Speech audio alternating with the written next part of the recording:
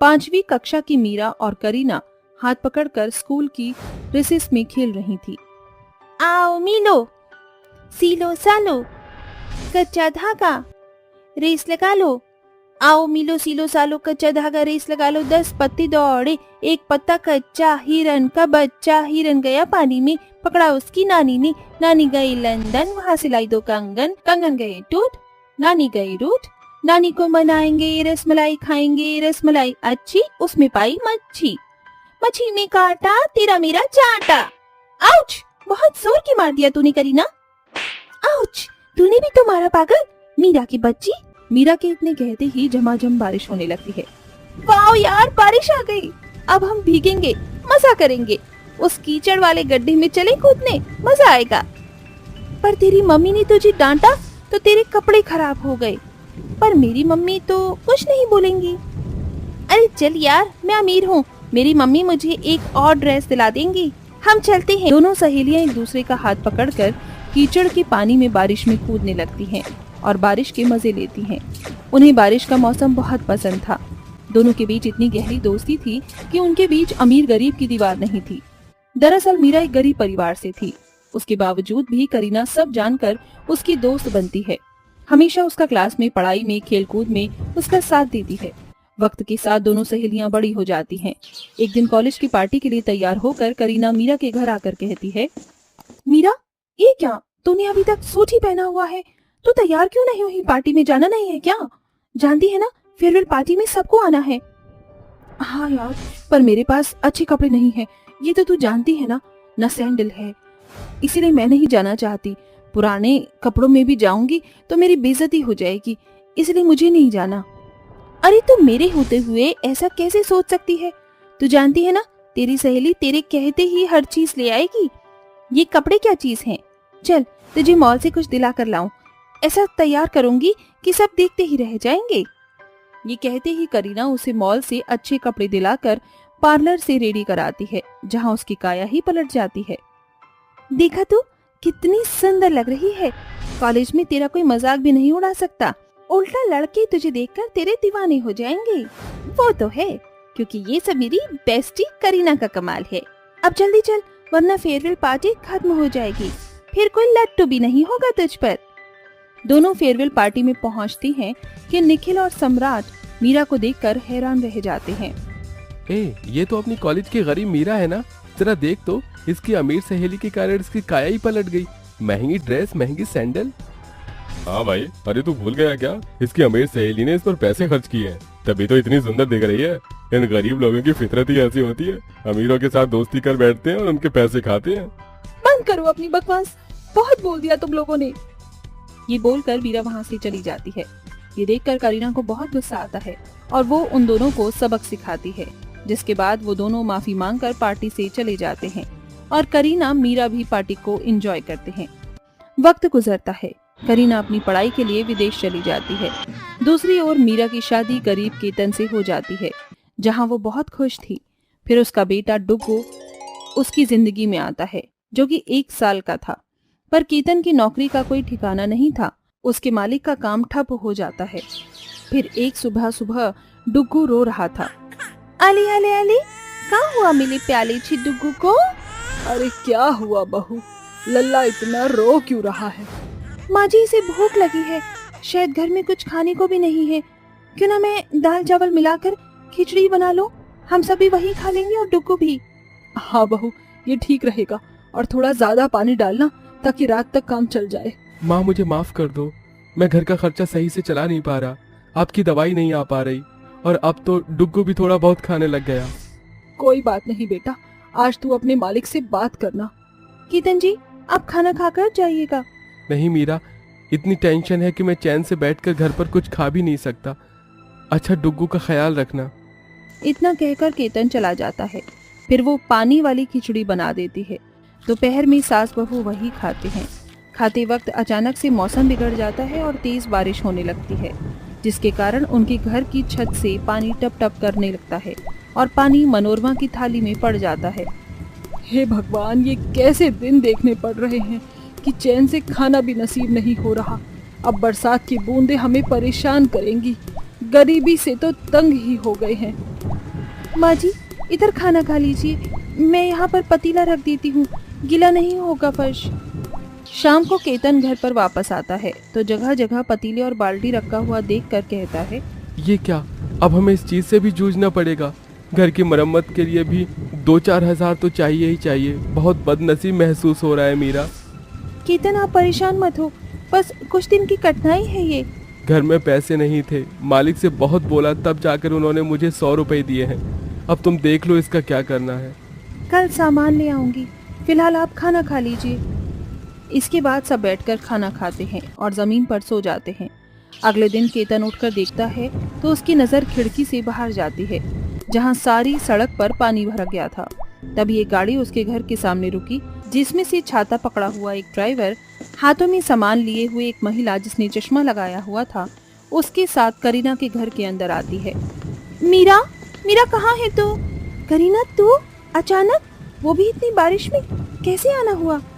तेरी बहुत याद आ रही थी, मैं किसी काम से यहाँ से गुजर रही थी, फिर याद आया तेरा घर भी यहीं पड़ता है तो मैं मुकेश को लेकर यहीं आ गई। ये देख कितने सारे तोहफे लेकर आई हूँ तेरे लिए, और तेरा बेटा भी है ना, ला इसे मुझे गोद में दे। डुक्कू मौसी को हेलो बोलो। बहुत ही प्यारा बच्चा है, पूरे 6 साल बाद मिल रहे हैं ना हम। मीरा, बचपन के साथ रहे हैं हम और फिर अब अलग होना पड़ गया। अरे ये क्या, बारिश का पानी थोड़ा थोड़ा तुम्हारे घर में आ गया है। मुझे लगता है करीना हमें चलना चाहिए, खामखा तुम्हारी दोस्त परेशान हो जाएगी। अरे नहीं नहीं बेटा, ऐसा मत सोचो, बल्कि हमें तो बहुत खुशी है। बहू जरा कुर्सी लेकर आ, क्योंकि जमीन पर काफी पानी है, हमें अपनी सेवा करने का मौका तो दो। माँ जी, केतन जी, आप थोड़ा सा यहाँ संभालिए, मैं बाहर से कुछ लेकर आती हूँ। तभी मीरा बरसात में सर पर पन्नी रखकर भरी सड़क पर धीरे धीरे दुकान की तरफ जाती है और हलवाई वाले से समोसे कोल्ड ड्रिंक लेकर आ जाती है, जिसे वो अपनी अमीर सहेली और उसके पति के सामने रखती है। करीना तू तो जानती है हमें बारिश का मौसम कितना पसंद था। देख मैं तेरे लिए गर्मा गर्म समोसे लाई हूँ और जीजू आपके लिए भी, खाइए। हम खा लेंगे। आप खा लीजिए, मैं जब तक किसी तरीके से पानी रोकता हूँ। और मैं आप दोनों के लिए गर्मा गर्म भजिया बना कर लाती हूँ। ये बोलकर मीरा गैस पर गरम गरम पकौड़े बनाती है। वहीं मुकेश और करीना टेबल और मेज पर बैठकर खाना खाते हैं और डुगू को मनोरमा संभालती है। केतन बाल्टी लेकर बारिश का पानी बाहर करता है। घर की ये दशा देखकर करीना बिना बताए मीरा और उसके ससुराल वालों को मदद करने की ठान लेती है। इतने में मीरा आती है। ये लीजिए, आप दोनों के लिए गर्मा गर्म भजिया तैयार हैं, वो भी हरी चटनी के साथ, खा लीजिए। अच्छा मीरा, मेरी एक बात सुनेगी? मेरी सास यहाँ पर नहीं है और यहाँ बारिश भी बहुत है, तो क्यों ना आप सब लोग कुछ दिन के लिए मेरे घर पर आ जाओ। इतने में बारिश का पानी भी सूख जाएगा और मैं डुगू के साथ खेल भी लूंगी। अरे केतन भाई साहब, मेरे ऑफिस में एक एम्प्लॉय की जगह कम हो गई है, तो क्या आप आ जाओगे? मुझे आप जैसा भरोसेमंद आदमी चाहिए। सच में आपको अपनी कंपनी में जरूरत है तो मैं आपका सुझाव स्वीकार करता हूँ। जब तक मैं भी इस घर की मरम्मत करवा लूंगा, बारिश के पानी से खराब हो गया है। हाँ हाँ बिल्कुल जीजू। मीरा आजा बैठ जा, तू भी मेरे साथ चाय पकौड़े खाकर बातें करना। हाँ हाँ बिल्कुल। ये सुनकर दोनों सहेली खूब एक दूसरे से बहुत देर तक बातें करती हैं। बारिश का बहाव भी कम हो जाता है और कुछ दिनों बाद करीना अपनी गरीब सहेली के परिवार को अपने घर पर रखती है। इतने में उसके घर की मरम्मत हो जाती है और केतन मुकेश की कंपनी में काम करके अपने घर की परिस्थिति धीरे धीरे बेहतर कर लेता है और वो सब खुशी खुशी रहने लगते। देखो निधि, कल तुम्हारी छोटी बहन को लड़के वाले देखने आ रहे हैं, इसीलिए तुम सारी तैयारी अच्छे से करके रखना। तुम जानती हो ना, तुम्हारी बहन के पहले भी कई सारे रिश्ते टूट गए हैं, लेकिन ये वाला रिश्ता बहुत ज्यादा खास है, इसीलिए तुम्हें मैंने यहाँ तुम्हारे ससुराल से बुला लिया है। अरे माँ, आप चिंता मत करो, मैं अपनी जिम्मेवारी समझती हूँ। काव्या का रंग काला था, जिसकी वजह से उसका एक भी रिश्ता तय नहीं हो पा रहा था। निधि और उसकी माँ कल्याणी इस बात से बहुत ज्यादा परेशान थे, लेकिन उन्होंने हार नहीं मानी थी। ये लीजिए, मेरी बहन काव्या ने अपने हाथों से गर्मा गर्म पकौड़े और नाश्ता तैयार किया है, खाइए, आपको बहुत अच्छे लगेंगे। अरे ये सब तो ठीक है, लेकिन ये तो बताओ तुम्हारी छोटी बहन कहाँ है? अमृता के कहने पर निधि कमरे में जाती है और अपनी बहन से कहती है, अरे ये क्या, अभी तक तैयार नहीं हुई? दीदी, मुझे बहुत ज्यादा डर लग रहा है, अगर उन लोगों ने मेरे रिश्ते के लिए मना कर दिया तो? ओहो मेरी प्यारी बहन, कुछ नहीं होगा, तुम परेशान मत हो, सब कुछ ठीक हो जाएगा। निधि खुद अपने हाथों से अपनी छोटी बहन को तैयार करती है। काव्या बहुत काली थी, जिसकी वजह से इतना तैयार होने के बाद भी वो कुछ ज्यादा खास नहीं दिखाई देती। जैसे ही निधि काव्या को तैयार करने के बाद नीचे लेकर आती है, उसे देखते ही अमृता हैरान रह जाती है। हे भगवान, इतनी काली लड़की! अरे इतनी काली लड़की को मैं अपने घर की बहू कैसे बना सकती हूँ। ये सुनते ही काव्या की आंखों में आंसू आ जाते हैं। अरे आप इतनी समझदार होकर ये कैसी बातें कर रही हो? भगवान ने दुनिया में 2 ही रंग बनाए हैं, एक काला और एक गोरा। फर्क क्या पड़ता है? अगर इंसान काला है तो अरे उसका दिल साफ होना चाहिए, ये बहुत जरूरी है। निधि की ये बातें सुनकर अमृता भी कुछ देर के लिए शांत हो जाती है, जिसके बाद अमृता को अपनी गलती का एहसास होता है और वो सभी से माफी मांगते हुए कहती है, रंग रूप में मैं भी काली ही हूँ। मैंने जो चीजें अपने लिए सहन की उसके बारे में मैं भूल ही गई थी और अभी मुझे समझ आया कि मैं कितनी बड़ी गलती करने जा रही थी। काव्या मुझे पसंद है और अब काव्या ही मेरे घर की बहू बनेगी। अमृता रिश्ता पक्का कर देती है, जिसके बाद कुछ ही दिनों में शादी की रस्में शुरू हो जाती हैं।